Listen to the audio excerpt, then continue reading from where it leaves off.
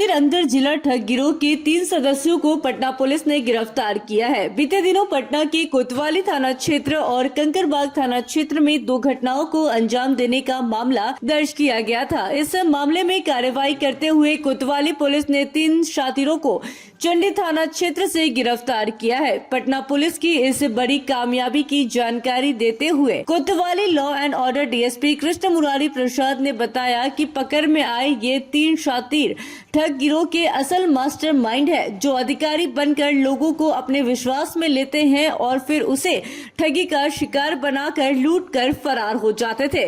वह इन तीनों नालंदा के ही रहने वाले थे। बता दें कि कुछ दिन पहले ही पटना की कोतवाली थाना क्षेत्र में चिरैया टाल पुल के नीचे रैयम नामक व्यक्ति अररिया जाने के लिए निकला था। इस दौरान चिरैया टालपुर के नीचे यह अपराधी गाड़ी लगाकर बैठे थे और बेला फुसलाकर उन्हें अपने गाड़ी में बिठा लिया और उनसे लूट की घटना को अंजाम देने के बाद उन्हें पटना के कोतवाली थाना क्षेत्र के ही वीरचंद पटेल पथ पर उन्हें गाड़ी से उतार दिया गया और गाड़ी लेकर खड़ा हो गए। इसके बाद कोतवाली थाने की पुलिस लगातार इन अपराधियों को ढूंढ रही थी।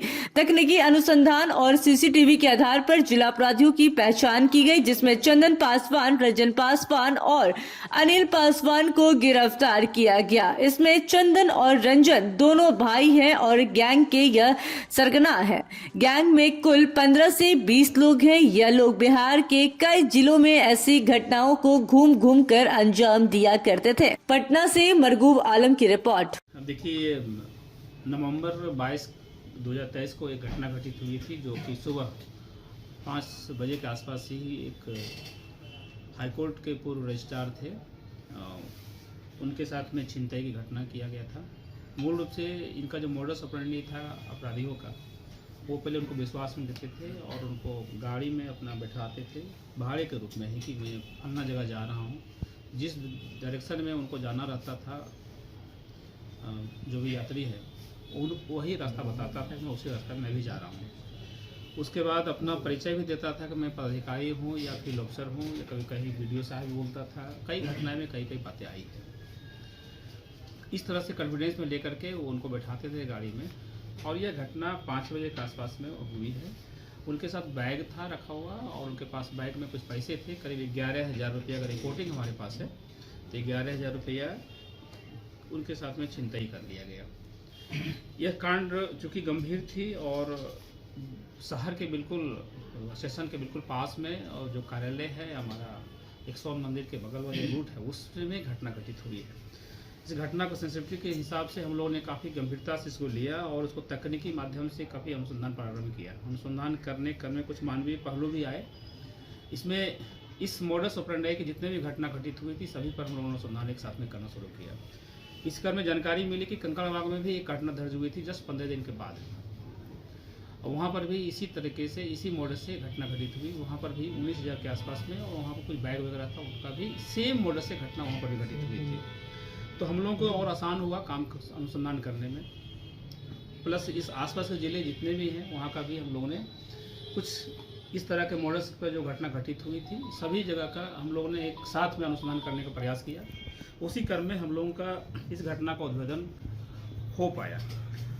इस घटना के उद्भेदन में कुल 3 अपराधी अभी पकड़े गए हैं, जिनका नाम चंदन पासवान, जिनका उम्र 25 वर्ष के आसपास है, मूलतः नालंदा जिला नूरसराय का रहने वाला है। वहाँ एक गांव है बेलसर, मूलतः वहाँ के पास ही है। उसका अपना भाई एक रंजन पासवान है, वो भी पकड़े गए हैं। एक अनिल कुमार सिन्हा उर्फ अनिल पासवान, पिता का नाम स्वर्गीय जतन पासवान, तूफानगंज थाना रहुई, सभी नालंदा जिला के ही रहने वाले हैं। इनका एक संगठित अपराध है।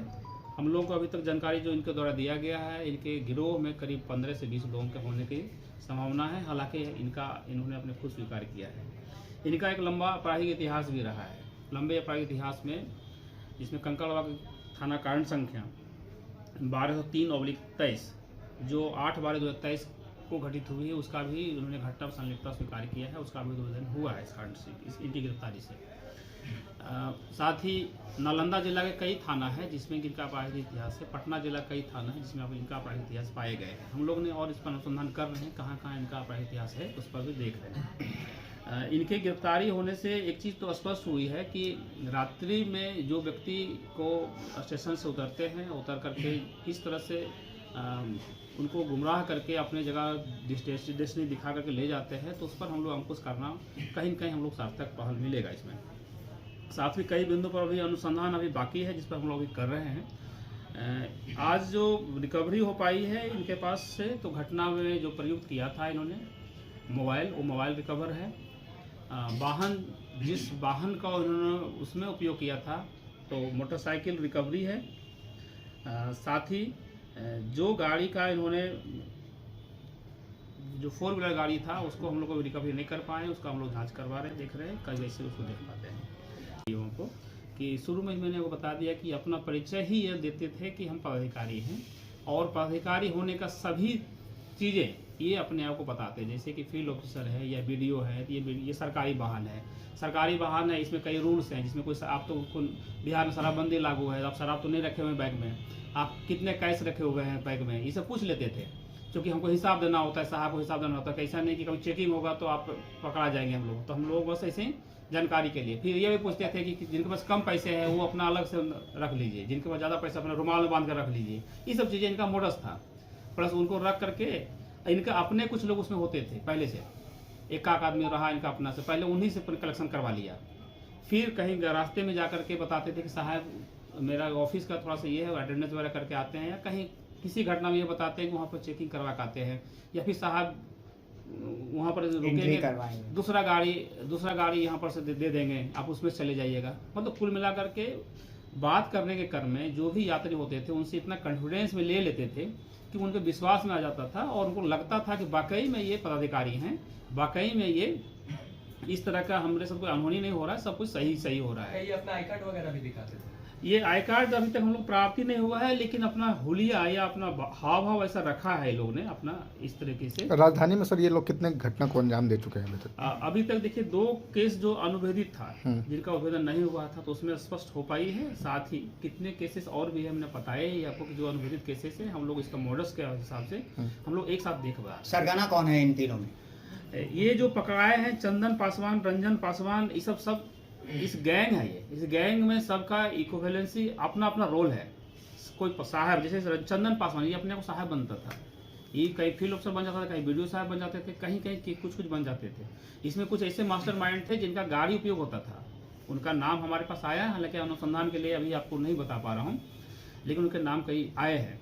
कुछ लोग गाड़ी उपलब्ध करवाते थे, कुछ लोग इसको, और लॉजिस्टिक सपोर्ट्स होते हैं, रहने का कहाँ व्यवस्था हो सकता है, रहने खाने कहाँ व्यवस्था हो सकता है, साथ में अन्य भी चीज़ें क्या रैकी कौन कर सकता है, सब कुछ पर मतलब एक तरह से एक संगठित गिरोह बन गया था जिसने के अपराध को कर रहे हैं। पूछताछ में इन्होंने बताया कि राज्य के बाहर भी अभी तक इन्होंने राज्य के बाहर के संबंध में बहुत कुछ हमको साक्ष्य या कुछ प्रमाण नहीं बताया है, हालांकि इसे और इंट्रोगेट हमको करने हैं। अभी अपने जस्ट हम लोग पकड़ कर आए हैं, तो उसके बाद आप लोगों ने आप गए हैं, लेकिन इनके इंट्रोगेशन अभी और आते हैं, देखते हैं कितने राज्य के बाहर। लेकिन इस जिले के छोड़ करके, पटना जिला को छोड़ करके नालंदा जिला में, अन्य जिलों में भी इनका अपराध